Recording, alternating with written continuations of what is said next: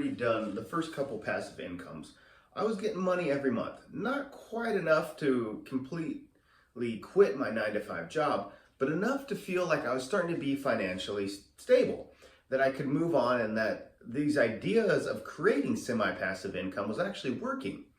So I would constantly tell my friends and coworkers about my ideas just to spitball, see what would happen. Well, one of my coworkers one day was telling me about an app called Camp, which essentially you rent out your backyard as a private campground. All you need to do is have an open space for them, preferably a view, a nice area next to the beach or mountains or something like that, and then you can rent out to them. So I had already done the storage unit. I had already cleaned out all my areas, made them look really nice. The property's looking good after all the dump runs. So I decided to expand into this. So I took up a few pictures, made it look really nice. I think one of them I even popped up a tent in there to make it look like someone had been camping there. And I posted it. And to my surprise, that weekend, I actually had a couple show up and camp. And then the next day they left. Now, this was the first time I had actually rented out anything on my property for people to come and stay in. So I was actually surprised at how well it worked, because they showed up, they set up everything on their own. I left them a trash can. They took care of the trash, and when they were gone, it was like they were never there. So I liked this idea, and I began to expand out to it after that, made multiple campsites, began to get canoes and kayaks. But you see, the main thing here is that I would have never started it if I had listened to everybody. Because everybody I told that I was going to try to do a campground just gave me reasons upon reasons of why it wouldn't work. They said the liability, you don't know what kind of people are going to come in. Oh, they might light your property on fire. Someone might get tripped and hurt. And if I had listened to them, I would have never done it. I would have never gone out and changed so many people's lives by giving them a great area to camp. I mean, I had a whole bunch of great times. People loved it there before we eventually had to get it shut down. So the thing is, with luck in life, you got to go out and grab it sometimes. If you constantly stand there and overthink things or think why it won't work, you're never going to do it. For me, I just went out there and did it. Of course, I found problems and dilemmas along the way, but you can switch and pivot and make those things work, or find out what's not going well and you can change it a little bit of tweaks here and there. You can make it work along the way, but if you never actually try, then it's never going to happen.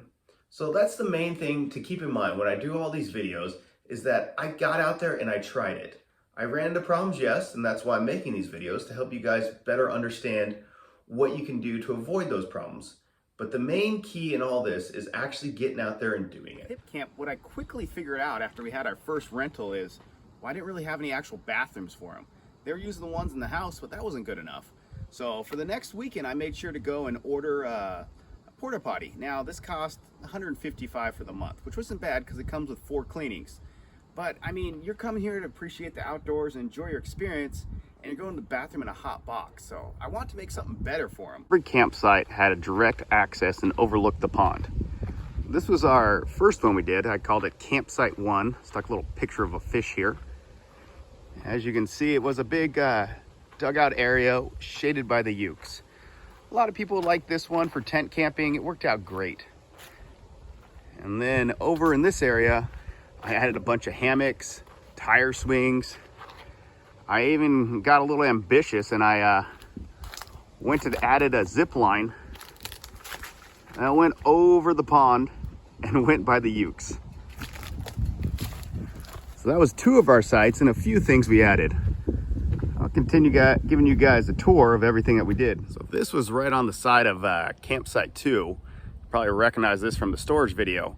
This is the sea container. So I painted white, gave them a whole bunch of paint and brushes, and let everybody that came leave their mark on Taylor Pond. So as you can see, over time, I started to gather a lot of signatures. And honestly, every one of them, I kept telling them, I'm building a collection here. I also added rock climbing holds to the wall, so it'd be a little bouldering wall for the kids. Anything to keep them entertained. Give them a little something else to do. This passive income stream, it can almost become its own thing. You don't need to do others. Sadly for me on this one, we had someone walking the dog on the back fence. They took pictures of the campsites and turned us into the city. So sadly, in Poway, you are not allowed to camp in a residential area of any kind. So if you want to do this, maybe look into the ordinance, see if your area is zoned for it. And that'd be the first thing to start, I guess. Some of these ideas, I didn't even think about doing at first. So I added an archery range when one of the campers messaged me and told me her son had a bow and arrow he wanted to use. So I decided to clean out this little embankment here and set up some straw bales. And afterward, I invested in some bows myself, and every camper loved it. Honestly, it added to everything. Here's a quick look into the game room I added. So I added a Planko machine, Pandora box, a little organ, some old school arcade games, pool table, fridge for them to store their food, because when you're camping, you know, it's hard to keep things fresh. And then of course, a little area for cooking. Added some board games as well. And everybody really appreciated it. I added this little book so people could leave a mark here. And look at this. They made me into a cartoon character. But besides that, they would leave thank you notes, sign it. I mean, this book is pretty thick and it is already packed. Now this app is on your phone as well. I'm just doing it on the computer to make it more convenient. So you can see right here, they estimate your earnings per month could be as high as $6,385. I never got that far, but who knows? It definitely could have been possible. So we'll go here to my homepage, and you can see from a glance, you can check out your bookings, your calendar, your inbox, all that stuff. But what's cool too is on your homepage, you can activate a fire ban on your property. So let's say you're in a drought in your area and it's high likelihood of fires. You can have everybody on the property that's camping not use bonfires anymore. You can give discounts. This is where I added a lot of my extras. You can also link external calendars. So let's say you had Airbnb plus HipCamp and you didn't want someone to double book, you could do that as well. So it's a very helpful site. And what's really good about HipCamp is they actually give you insurance coverage on your property, which, you know, believe me, when we first started out, that's what I was worried about on the property. You know, people camp in the backyard. What if they get hurt? What if they want to sue? They have coverage for that. So we'll go back here now to my inbox. And you can see at a glance, these were some of the old bookings from a while ago, but you can message the people here and then you can see what they ordered. So you can see this person was 4 adults, 1 vehicle. They booked campsite number 2. That was the earnings. And then you see the extras. They added on the camper van.